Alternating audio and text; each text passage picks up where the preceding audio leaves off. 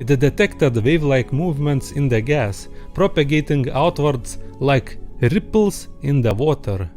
The ripples, scientists determined, were produced by supermassive black hole. When the black hole sucks in cosmic material, it spits some out that pushes around the gas nearby.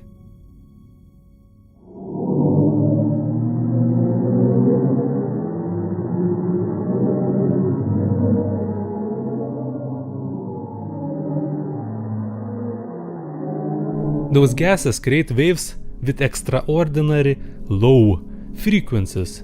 Interesting is that even though space doesn't have medium, galaxy clusters are surrounded by small amount of gas drifting all around it. The mighty black hole is able to create giant waves through this gas medium, creating one of the lowest frequency sounds. How low? Its frequency is 10 million years long. So if we